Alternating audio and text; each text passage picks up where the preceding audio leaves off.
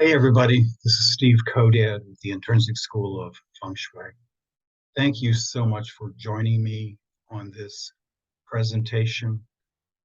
We've had over 80 people that have signed up for this, and the title is Can I Make a Living as a Certified Feng Shui Consultant? I was a realtor myself for many, many years, almost 2 decades. And I was possibly like some of you who wanted to sell their listings quick. So I already was a home staging, certified home stager. I knew how important this was to be able to get homes sold. And then I found Feng Shui, and I found out it was an easier way to do things. It was an easier way to actually get a home sold, and it was very, very inexpensive. So it was a no contest for me at this point. I really found this the way to do business, and my clients just loved it. And so anyway, I used Feng Shui for several years with great success with my listings as a real estate agent. And then I just got to the point, even though I was the broker owner of a 34 agent company with another person, I just decided to sell my part of the company to him, and he wasn't terribly happy, but I wanted to pursue my passion. So I've been involved with Feng Shui now for over 17 years, and this is all I've been doing. And I've enjoyed it immensely.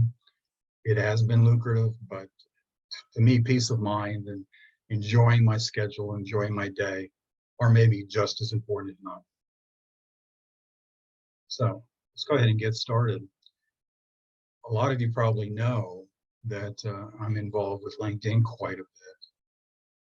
And so I typed a lot of terms in to see what the numbers would come up with. These are all potential possibilities for somebody as a Feng Shui consultant to do business. You know, for example, so I typed in office evaluator.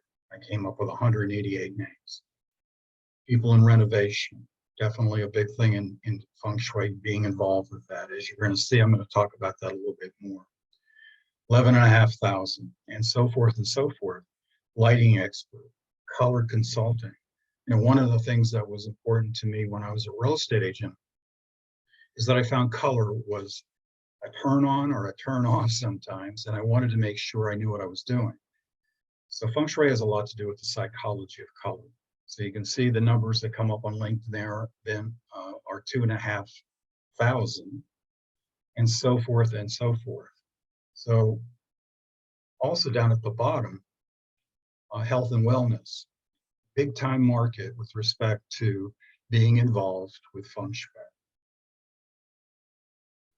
These are some more. All of these are linked to being able to make a living with Feng Shui.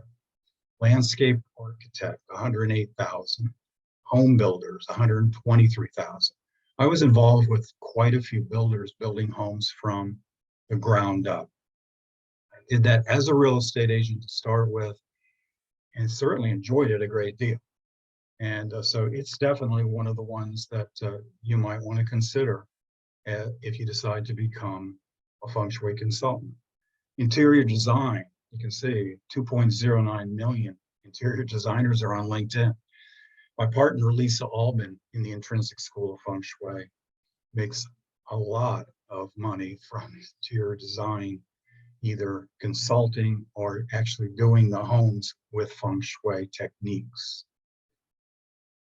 Real estate investors. There are a lot of folks out there that are interested in potentially being involved with Feng Shui. And a lot of them are even international. There's an awful lot of interest around the world.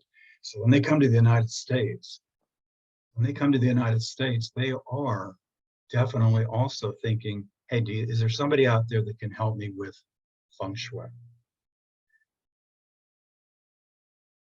I've got real estate agents also with a star next to it. And this is a huge market. And we're going to get into that a little bit further also as we get into this. And then I highlighted the one down at the bottom, which might seem peculiar, writers. And the reason why I did that is because of the situation in the last few years with COVID. More and more people, not just writers, are working from home. So this is a great market, a market that is probably nowhere near as high as it should be with respect to real Feng Shui consultants. So anybody that works from home, and there's a lot more now. This is a great way to actually make a living as a Feng Shui consultant, working with their special office or their business at home. So it's not just writers. So believe it or not, teachers, elementary teachers especially, are very open to this idea. Their classrooms are a lot more different than high school classrooms. But as you probably can understand, with an elementary teacher, they go back and forth between different types of sessions, all types of holistic workers in their environments. But really, from the CEO to a new hire for that company, they all need help to be their best. So everyone out there is actually a potential client for a Feng Shui professional. If you think about waiting rooms, I've got a little cartoon down there with a waiting room. But how many waiting rooms have you sat in and felt like, boy, this certainly could be more comfortable? Or again, a home office, coffee shops, you name it, it's all possible with Feng Shui. So I'm going to go a little heavier into each one of these for you. And this is office productivity. Office productivity is important with respect to no matter what your business is. You want to make it a magnet. So I love working with businesses as a Feng Shui consultant. And we have found, without a doubt, that it increases productivity if you get the inside and the outside correct. You actually end up retaining your best employees. If you are in real estate out there, that quite often there's a lot of movement with respect to a real estate agents. I look at profiles sometimes on LinkedIn and I see that some real estate agents have actually moved 5 or 6 times in 10 years. So you want to retain your best employees. You want to make sure that they feel motivated, comfortable, and attracted to your place. You hire the best people. You decrease absence, which can be very, very positive with respect to productivity. You improve their attitude. So when you see a hallway like this is definitely something that a Feng Shui practitioner would really like to handle. This is a very uncomfortable situation. This is a real estate office. So going back from one part of it to the other is not very, very positive for a person. So the ease of movement is something that really is very hugely important in Feng Shui. And it also generates a sense of comfort for folks. This is sadly sort of a normal business setting. I would be called into something like this constantly to try to get this more organized, more efficient. So this is, again, a big niche that a Feng Shui professional can really, really do very well with. There's a lot of things in here I think you can see that are really need to be organized and to be more efficient and more productive. Here's a normal work area that you might find anywhere. And there's a lot of things in here that are wrong. It's a very sterile environment. I'm going to point a few things out. The lighting would be corrected, for example. Particular types of lighting give people sometimes headaches. They make them less productive. So that's definitely something that in Feng Shui we get involved with. Bring in a natural world. We want to bring in plants of some sort.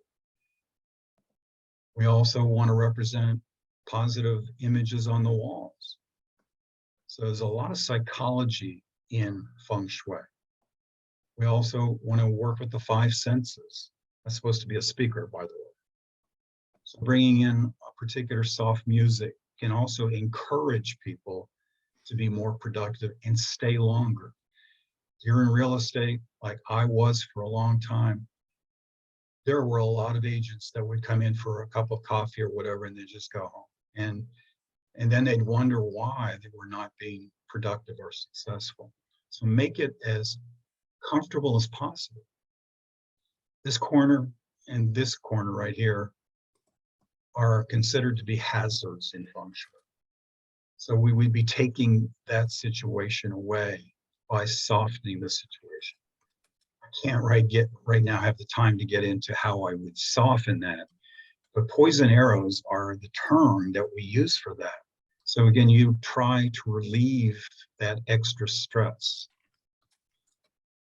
Here's a waiting room, nothing terribly special. Again, we get into things like color and artwork to draw in energy, to make it more magnetic for a client or a visitor of any sort. There's another niche that is a big timer, landscaping design. And I've also added renovation in here that you as a professional Feng Shui consultant can get involved with. So anyway, attraction and protection are very important in Feng Shui. The front yard is very, very important. It always has been, especially when you're selling a house. So we would take care of it to make it attractive, to attract attention. But believe it or not, a lot of folks, when they get into landscaping, they don't worry about the rest of the yard. In Feng Shui, we worry about the whole thing. We worry about the sides. We make the sides to be very positive too, because in Feng Shui, the sides offer extra support and protection. And why not make them also an area where people can enjoy too? And then the all-important backyard, the all-important area back there that I refer to as the mountain. That's got to give us support, privacy, and beauty. So when I'm talking about the mountain, I'm not talking about having a mountain so much. I'm talking about having a fence or a wall to give psychological support. Surprised how important it is to have this support behind you. It makes you more comfortable, more productive, and it gives you privacy. So when you talk about landscaping, it's a big time thing in Feng Shui. You could certainly make a very lucrative income out of that. Renovation, and take a look at this house. What kind of ideas would you come up with? Well, here's the ideas that they came up with using Feng Shui techniques. Here's another one, not terribly positive looking, but you can get into renovation quite a bit also. It could be the niche that turns you on. Adding color is something that my students are probably get very tired of me talking about. So we'll talk about this a lot. So adding color in your landscaping is pivotal to get it right, because you want to make sure that you attract energy to the front door, into the house, but you're also attracting human attention. It's very, very important. So we also show curves in our landscaping. It's much more comfortable and interesting for an individual. It has been proven that they like it so much more than straight lines. So going from this patio to where it was extended to having a lot of curves really makes it a lot more welcoming, a lot more of a special place to spend time. And even though pulling up to this house down here, you might think, hey, it looks pretty good, but you could certainly do a lot better than that, as they did. Again, they have their beds with curves and color, and landscaping could certainly be a niche that could really do very well for me. I get involved with new construction all the time. I did this even when I was a real estate agent. I love getting involved with helping folks build a house from scratch. So many of you probably know there's a lot of planning that goes into this And it doesn't matter if you're using a custom home or a mass builder, you can really be very, very helpful to a person, more so than anybody else in the area, by knowing what to look for. And as you can imagine, mistakes early will hurt your client and their loved ones, not only right away, but also in the future. So you have a rare opportunity to find where the master bedroom is. In Feng Shui, the master bedroom should be in the back of the house, for example. There are two places back there we prefer it to. You also consider bathroom locations. That might be something you never really thought about, but the plumbing in a wall is a problem for Feng Shui. And so therefore, where a bed might come up to that wall that has plumbing is not a good idea. So we try to plan it out. We also make sure we pick a lot that has directions that give us year-round comfort. We reduce sharp edges, those poison arrows, as much as possible. We help with the landscaping to start with.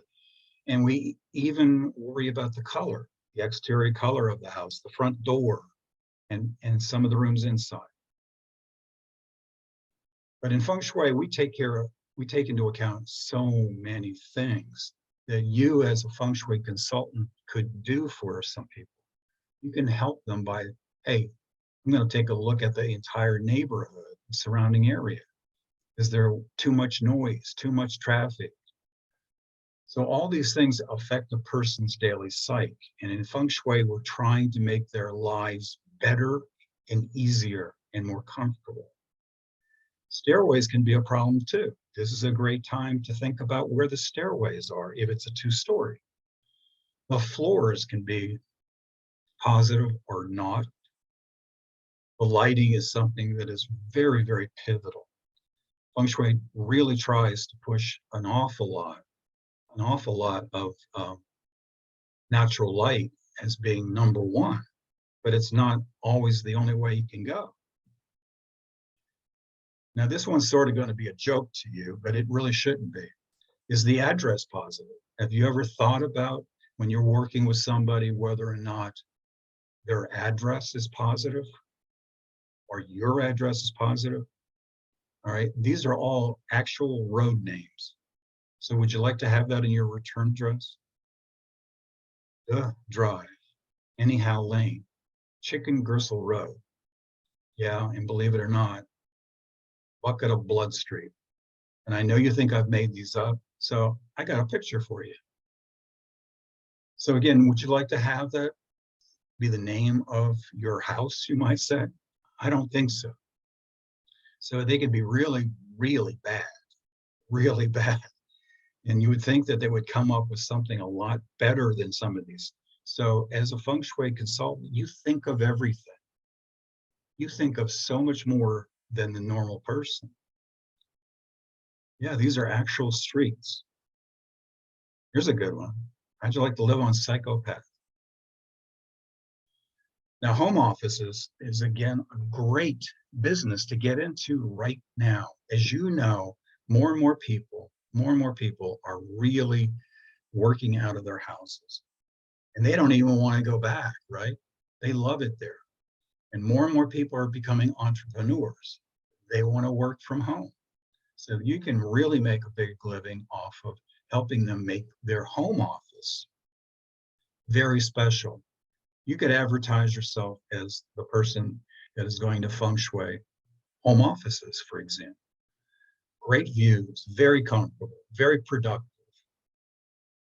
creating a lot of happiness and focus. So home offices is another way you could certainly make this a winning career for yourself. Believe it or not, helping finding the best home for somebody is definitely a niche. We don't just help people in real estate to sell their homes. I know that's what a lot of folks think. But you also can be called into these things to help them find their new home or maybe their new office with respect to Feng Shui techniques. I know in my case, I've been asked to come in early, right away, and travel with them along with the real estate agent to look at maybe 3 or 4 homes that day. Or I'd be called in later when they've narrowed it down to 2 or 3 houses. Either way, either way, it was a lucrative way of making a living.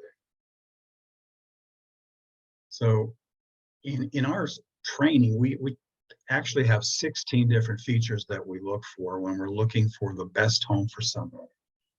I certainly don't have time to give you all those, but I'm going to give you the first one right now, and it won't surprise you. The ideal location. But the ideal location, which is, the mantra of location, location, location, is a little different in Feng Shui. It's a little different. We look at a lot of things. So we look at things like proportion. Is there an imposing structure next to it? Is there something unattractive about it that needs to be taken care of? Or can it be? Or anything that might cause a future problem? So you can understand if this is a niche that you really like, helping people find the perfect home for them, where they're going to be very successful and love you for it. Okay, this is a great possible niche. Certainly staging homes is one thing that a lot of folks like doing in Feng Shui. And they either do it themselves or they might be working with real estate agents. So it's a very lucrative thing also. So you might just do this. And the great thing about this is that my clients just loved it. And it was so inexpensive. You have very few accessories. You quite often can use what was available anyway. And so home staging can be something that you might want to spend your time in. You don't have to have a big stable of a lot of equipment, furniture, and so forth. In Feng Shui, it's a lot more about color, artwork, possibly other very small accessories like pillows, moving things around so that their placement is correct.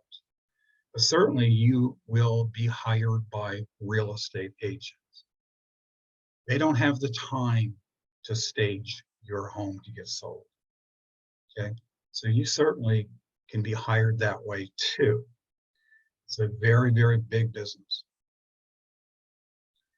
You're going to have a lot of folks that call for an evaluation of their personal home.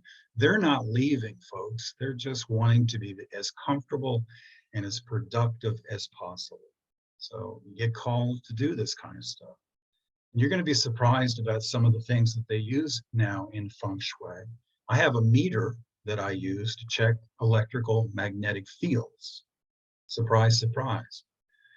So when I pull that out, they love the idea of checking whether there's a wall that is too hot or an appliance is giving off too much of this.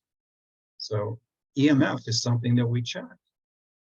But we do an awful lot of evaluations, of course, inside, checking things off, checking them off, but we also do the same thing outside. So it's a thorough evaluation that many people love to get, and it can be worth thousands of dollars. I like this one, improving a storefront and the inside. I have done a Photoshop. I've done a dentistry. I have even done a Unity church. So there are so many strange, maybe, places that might call you that want their business to be improved. So for example, this was changed. And there are certain items on the right-hand side that were done because of Feng Shui techniques. But you also get involved with the signing, the signs, the coloring. So Feng Shui has a lot to do with businesses and making sure that the outside is positive, but also even the inside. So you get involved with what their first impression is when they walk inside the door. I love to see how they react. So here's a department store. And here's one of my favorite places. I don't know about you, but I love bakery goods. So anyway, you can really, really change the effect. You can really, really make these businesses be so much more successful just by following Feng Shui techniques. Some of you, maybe not all of you, would like to speak. I get hired all over the place. And for example, I've got two gigs coming up in January to speak to two garden clubs in South Florida, one in Fort Myers and the other one in Naples. So I do this and have been doing this for a long time. Here I am speaking to an audience of over 100 realtors in Boca Raton, Florida. Here I am in a town called Kissimmee. Maybe you've heard of it. And then here I am in Sarasota. So there are so many people that would love to hear from you. And they will definitely pay you to speak and talk to them about any subject matter that is of interest to them. So it doesn't have to be gardening. It doesn't have to be real estate, but it really is also something that I've enjoyed doing. Now here's my partner, Lisa. She is speaking at a boutique at this point, and she does a lot of speaking too. For example, at a Kiwanis club. If you've never heard of universal design, here's another good one for you. Universal design means making sure that an environment is safe and comfortable for senior citizens or disabled people. Big time business also. And I love getting involved with those kind of folks. So making people like this couple happy and successful and enjoying the last years of their life. Wow, isn't that worth it? So anyway, it promotes their health. It gives them a sense of security and reduces their inner injuries if you do it well. It gives them more comfort. It improves their mental well-being. It's attractive to all their senses. Feng Shui is involved with the five senses a lot. And it even strengthens the relationships. They don't have to worry about certain things as much. So I love working with older folks. So you as their mentor can make a huge difference in their lives if you think about it. Again, it's just a niche. I'm going to give you, again, another 5 or 6. But there is so many more. You just need to be creative. So when I get involved with universal design, lighting is a very pivotal thing, as you can imagine, making sure that whether it's inside or outside, they can walk without, feeling any kind of worry. So light attracts their attention, and of course, something else that's important to me and to a Feng Shui consultant chief. It's usually important inside and out for a senior, and it helps immensely with them when their eyesight is starting to go. Believe it or not, you could be involved with being an expert on the flooring. Some of this flooring would not be great for a senior citizen or somebody disabled. You probably know why. You want to stay away from real slippery floors for these clients, potentially. And boy, throw rugs can be a real hazard sometimes. So you want to make sure they're very secure. So you're worrying about a lot of things, the lighting, the flooring. Maybe you're really into green building. The realtors out there right now, probably some of you have that designation. Feng Shui and green building definitely go hand in hand. Direction's important in Feng Shui, yes, it is. But it is with green building too, if you think about it. So definitely in Feng Shui, sometimes you might run into somebody who really worries about the facing of their home or where their bed's going to be with respect to direction. But in green building, and in my school, we talk a lot about the direction of the sun and the wind. And again, you got to remember why I do that. I'm trying to make their environment comfortable. I want it comfortable 24/7, 12 months a year. That's not easy to do sometimes. But being in Feng Shui, you can do that for somebody if you look for certain things. For example, where's the sun come up? But the sun can create a savings on your heating bills if you use it correctly. And using landscaping smart, it can create a savings on your cooling bills. So either gives more comfort to your client. So we, as Feng Shui practitioners, take time to study the movement of the sun and the wind. So for example, you know, I always try to get the homes that I built. My wife and I have built 7 homes at this point. We try to have it face sort of north or south. And the reason why is if it's facing east, for example, the front of the house sometimes is unusable for a while. So you think of things like that so that you have the opportunity to use the whole house. So the way you plant your trees is another thing that we worry about. You can see the mountain in the back is a bunch of evergreens. So they're not going to lose their needles. Of course, they don't have any leaves. So that could easily block some wind. And then in the front, the deciduous trees give us great shade and really lower our energy bills a great deal in the summer. And then in a lot of cases in this country, they lose their leaves, and therefore the lower sun can come into the house and give it some warmth. So here you are in the summer. You can see the trees, the evergreens in the back, the deciduous in the front. And then in the winter, there's the wind and the sun is a little lower. So you can get involved with helping people with their landscaping, with lowering their energy bills. You just have to be creative. This one's going to probably surprise you, but making schools more friendly and efficient. Don't we think we could use that everywhere? So I don't know about you, but I really did not like going to elementary school, especially. And so walking into a scary place is to me really not a great way to start off my day. Okay, so walking into an uplifting place definitely would make me feel better and would make your children feel better too. So you can certainly work with schools also. So the exterior can make a difference to a student. So can the interior, of course. So again, this is a normal entrance to a school. I would want to do an awful lot more with that. For example, so by therefore lifting up their energy and making them smile a little bit, making them more energized, you're starting off their school day a lot better. So working with schools can be very, very important. So when you walk in the schools, sadly, you see something like that sometimes. That'll shake you a little bit. Or where you go when you're not very good, when you're done something bad. Why do you want to give them that kind of impression? Why not have a situation like this when they walk in? This is the office. This is the welcoming.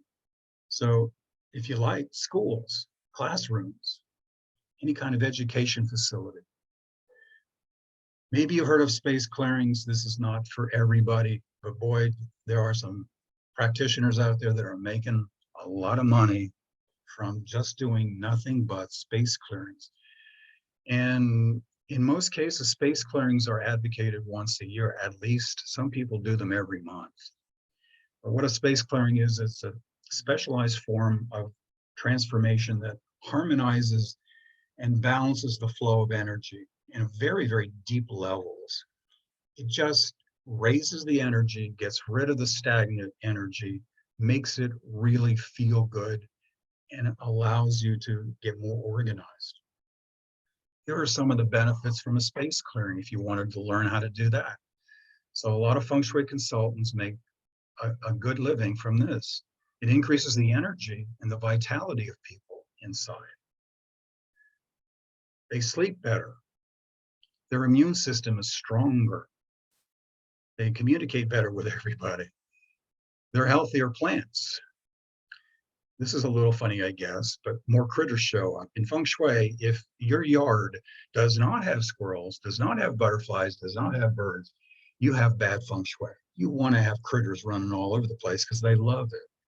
So you want to make sure that you're welcoming to all animals and all insects. Probably not all insects. Your pets are going to feel better. Your relationships with your inhabitants are going to be better. You'll be more creative because of the organization and the space clearing. And yes, believe it or not, because of the organization and planning, your finances will be better too. You'll be able to find things so much easier. But it also gives you a feeling of ease and well-being and peace. And to me, that is, again, very, very important that we all could use right now. Here's another one. A lot of folks hire me to come in to make their environment healthier. So one of them ideas, and I'm sure if you've done any reading on Feng Shui, you know that clutter is something that needs to be handled. This is clutter. You might like this picture, but to me, this is clutter. There's no easy way to get anywhere without potentially hurting yourself.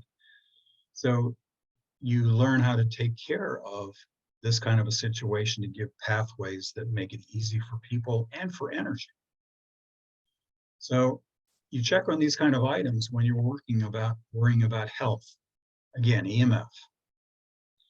Toxic chemicals. I'll get to that in a second. Again, correcting poison arrows. And using plants and sunlight productively. Here's some studies on the use of indoor plants. And there are specific indoor plants that we recommend in Feng Shui. They do some amazing things. And again, this might be what you want to do only. They can benefit workers this way. They help to reduce stress. These are all studies that back it up. It increases productivity. What boss, what owner doesn't want to have their workers increase their productivity? It reduces sickness and absence. That's a good one too, if you're a boss, right? And then it's even more attractive to job applicants. So if you're trying to encourage to have the best people to work at your place, isn't it to your benefit that it's going to be a place that really comes off positively, that's attractive, that's comfortable, that everybody seems to be getting along pretty good? So it's important to use, in some cases, indoor plants. There are 10 or 12 that I recommend an awful lot for folks to do these things. Here's another niche, which has become even more important, and more practitioners are being called to create this. The last 2 years have been very difficult for a lot of folks, including myself. But creating a sanctuary in a house is really important. It always has been. We need to recharge our energy. You certainly can advertise yourself as being the person that can make a house a sanctuary, or at least a part of the house, a place to get away. So it's a very important thing that a lot of people need. They need to be able to recharge.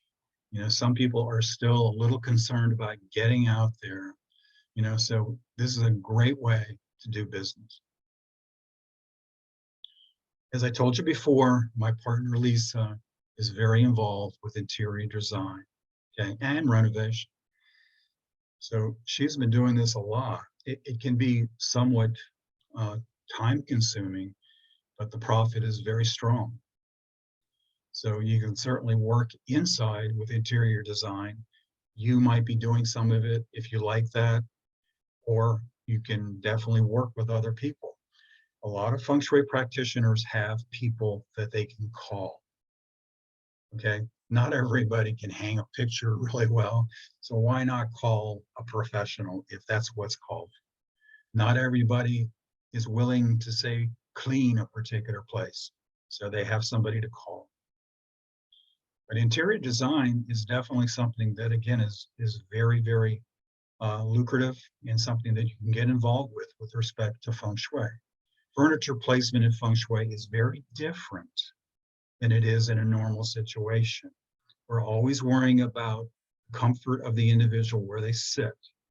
We want to make sure that they can see the doorway, for example. We want to make sure that the back is not up against a window. So you might really like the idea of working in that area. So again, you can have small projects or big projects, but definitely something to think about. So Some feng shui consultants, as you're going to find out, really love to get out. They love to get out and move around. Some of you are in businesses right now to do that. A little bit about my background. I was a school teacher. I taught mathematics for a number of years, and that certainly isn't for everybody. And when I went to my wife and I said, you know, I really, really want to get out from under our out from under the four walls, sort of drives me crazy a little bit. We had to think and think and think about it. I loved looking at houses. So I became a real estate agent. It's the same thing with feng shui. If you like looking at interiors and exteriors of environments, you would love feng shui because you get a chance to look at a lot of different types of environments. But the neat thing about feng shui is that a consultant can literally run their feng shui business from home now. If there's anything that's been great about the last couple of years, I guess it's probably Zoom and those kind of things. I wish, and I'm sure you do too, that we had all bought stock in Zoom. But you can actually run your business from home using a phone, your laptop. So if that is for you, great. And the neat thing about feng shui is that it can be done by young folks, middle-aged folks, and older folks, right into retirement. And in my case, you know, I'm in my 70s now, and I can tell you right now, I want to keep working. I don't have to. I want to. I want to keep busy. I think it keeps me young. So if you want to continually have something to work with and keep your mind active, feng shui just might be something for you to think about.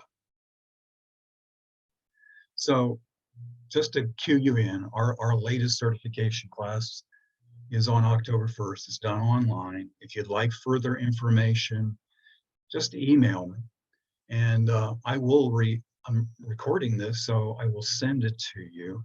And I'd like to open it up to any questions that you might have. We still have some time. If you have some questions, I'd love to hear from you.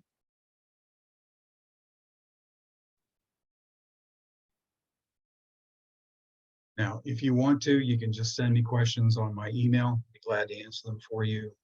I'm going to send you an email later with the recording, okay, and with some more information about my school. But you know, give it some thought. It's a great lifestyle. I know I've enjoyed it immensely. Lisa has enjoyed it immensely. And our students are like family to us. We really, really treat them well. So I hope you enjoyed that. I appreciate you showing up and taking a listen. And again, if you need any help, just ask and I'll be glad to help. Okay? You all take care. And hopefully we'll see you someday, maybe on another Zoom or maybe even live. That would be nice too, wouldn't it? You take care. Bye-bye.